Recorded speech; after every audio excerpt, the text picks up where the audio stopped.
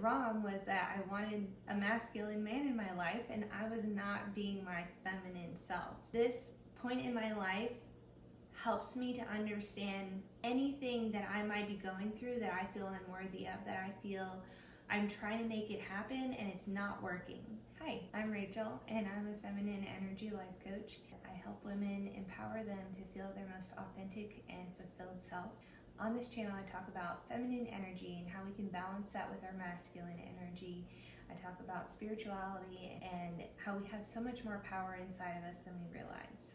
I'm going to be talking about my personal story and how I attracted my husband with my feminine energy. And stay tuned, because at the end I'm going to give you 5 tips that will help you to attract your dream partner. A few years before meeting my husband, I had just broken up with a boyfriend.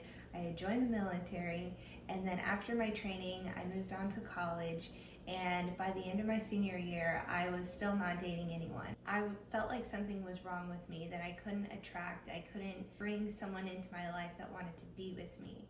And there were lessons along the way that I had to learn, and hopefully I can convey those to you so you don't have to take 4 years before you meet your significant other. I felt like I needed to pursue, like if someone wasn't pursuing me, then it meant that I needed to do something different, and I needed to be the one to pursue a man and to find him.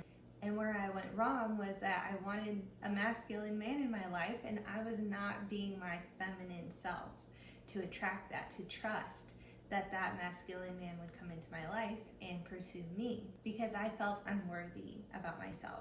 Time after time, I would go up to the mountain and overlook the entire campus and just pray to God, asking God, what's wrong with me? Why can I not attract a partner, somebody that likes me, somebody that wants to be with me? I don't understand. Most of the time I was just sobbing, hoping that God would give me an answer. One day he finally gave me a sign. There was a little dandelion that floated across my windshield. I felt like it signified when someone makes a wish and they send it out into the universe. The wish that I had sent out to God, sent out to the universe so many times. I had been sending all these dandelions out and nothing was happening, but it was because it was floating along in its time, and it would get to the right person at the right time. And I just needed to trust the process. I just needed to trust what was going on. And little did I know that at that time that I was pouring my heart out to God, there were things that my husband needed to go through at that time. There were things that he needed to experience without me there. And there were things that I needed to experience without him there. There was growth that needed to happen. It was perfect divine timing. How we met, everything. We had been in the same town the entire time that I was in college, but never met him until my senior year. But there was something significant that happened before I met him. I'll never forget this, because this point in my life helps me to understand anything that I might be going through that I feel unworthy of, that I feel I'm trying to make it happen and it's not working. What I came to realize was the complete vulnerability of never having that thing that I want, of getting completely honest with myself and letting go of the very thing that I want so badly. Because when you need something, when you want it so badly, it doesn't come into your reality because you are rejecting it energetically. You're pushing it away. It's not an attractive energy that you are putting out when you're needing, when you're wanting it so badly, when you're coming from a place of lack. So I had to ask myself, what if I never get married?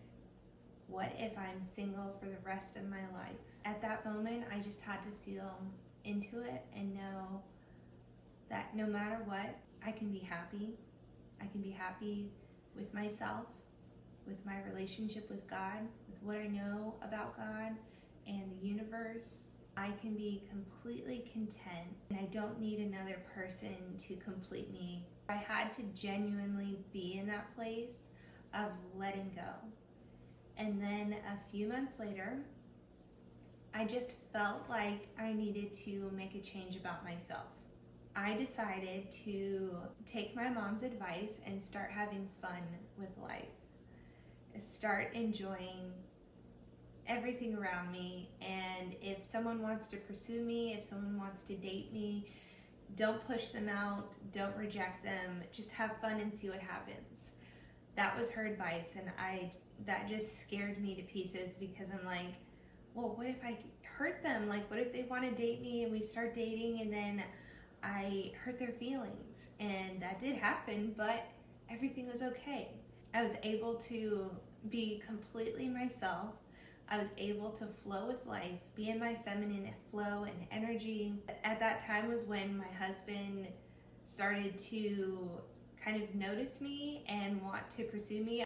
Eventually, he started to leave notes for me or make excuses to come back in and talk to me after his shift, things like that. And it was really fun to be pursued like that. And he was doing that because I was in my feminine energy. I wasn't trying to make anything happen, and I wasn't resisting anything either. When we think of attraction in relationships, we want to think of magnets. If you've ever used magnets or played with them, you know that the opposite charge attracts to the opposite charge. The same charge will not attract. It will repel each other. It won't go together. As hard as you push, it won't go together, right? And that is how relationships are, the polarity. The woman is dominantly in her masculine. She's always in her head thinking, trying to plan and do and pursue and ideate. And the man over here is trying to do the same thing. He's trying to plan for his future and do, which is naturally how men should be, is in their masculine for the most part, because they're providing, they're protecting. So when you bring them together, these two masculine energies, they're going to repel. They're never going to come together and attract. Now, when you have a woman who is embodied in her feminine and a man who's embodied in his masculine, the two will attract harmoniously and beautifully, especially if they are in their healed feminine and masculine. So let's define feminine and masculine real quick. Feminine is intuitive, it's flowing, it's being, it's receiving, and it's trusting. And on the other side, masculine is very controlling, pursuing, logical, and assertive. Just make sure that when you're thinking about how you are interacting with men, are you trying to make something happen? Or are you trusting? Are you being confident in who you are? Are you laid back? Are you intuiting the energy in the room or with that person? So now I'm going to be talking about how feminine energy can help you manifest your dream partner. The first step is surrendering and letting go. You want to be in a place of trusting that God has already heard your desires. He already knows what's in your heart. The universe already knows what you've placed that desire out there. Be in a place of understanding that this desire will come. It's out there, working its magic to come towards you. You just have to wait. If you can know that the desires you have are actually meant for you in your future, you can sit back and trust that it will happen in its perfect timing. So enjoy the journey. Enjoy right now whatever is in front of you. And I know that's hard, but that is like the number one thing that I've learned in anything I'm trying to manifest. Next, you need to be in a place of receiving. You need to be in the receiving mode, not chasing, receiving. So what does that look like? Your hand is held out and you're ready to receive. Receiving praise, adoration, love, respect, attention. The next thing, and I think the most important thing, is self-love. You need to feel worthy of this partner if you want to receive them, because you're never going to attract that ideal partner that you want if you don't feel worthy of it. And this is where inner child work comes into play. You need to be in a place of communicating with your inner child, having that relationship with that inner child. What is it that pained them as a child, that made them feel insecure or unworthy. Once you're able to understand why that inner child is hurt, start healing that, start integrating that pain with who you understand yourself to be now. You deserve to be treated with love. If we feel unworthiness in any way, there was a part of us when we were a child that understood something about how our parents treated us or how someone else treated us that communicated we're unworthy of love, we're unworthy of attention. And that happens so often, even in the most perfect relationships with our parents. And in order to heal that part of yourself, you have to affirm the truth more than you believe the lies. I would encourage you to start a affirmation list in the morning. I have one and I read it every morning to myself, and it's so heartwarming, and I'm actually starting to see things come to be in those affirmations. And I created an affirmation list specifically for women that are trying to manifest their dream partner. And actually, I think the list can be applicable to men and women. And if you want the link to that affirmation list, just write it in the comments that you want one of those and I can send it to you. The affirmations will shower over you truth about who you need to believe yourself to be to attract this dream partner that you're looking to attract. The next one is embodying joy and playfulness. This is so attractive, and putting yourself in this position will not only allow you to enjoy the journey that you're on, but it will also put you in a place of being able to let go of resistance for anything that you might feel unworthy of. You're just in a place of fun and playfulness.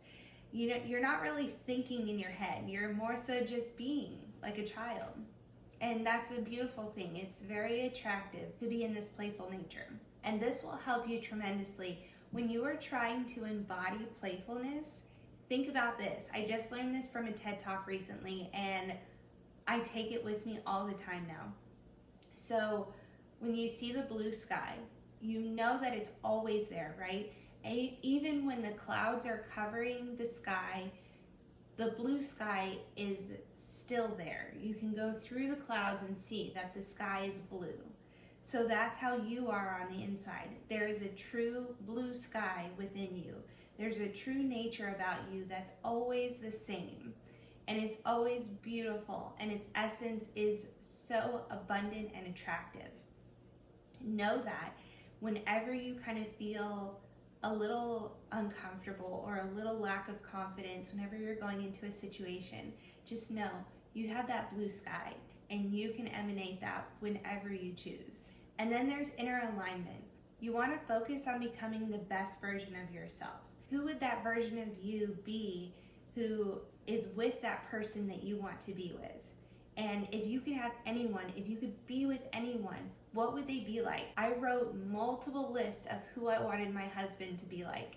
And I didn't write it in a specific way of like how he looked.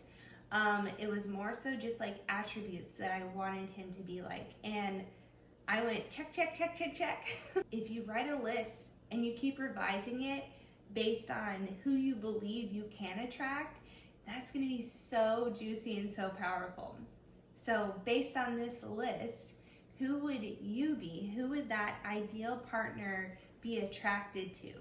And start becoming her. Would she be working out more? Would she be in the sun more? Would she be eating healthier? Would she color her hair?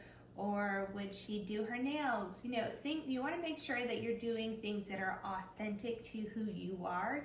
But if it feels good to you, if it feels exciting and fun, like I remember when I first met my husband, I had colored my hair blonde and I started getting my nails done and I was wearing hair extensions. Don't wear hair extensions, but things that really made me feel pretty. I was doing those things. And another tip about this is start energetically making room for that person.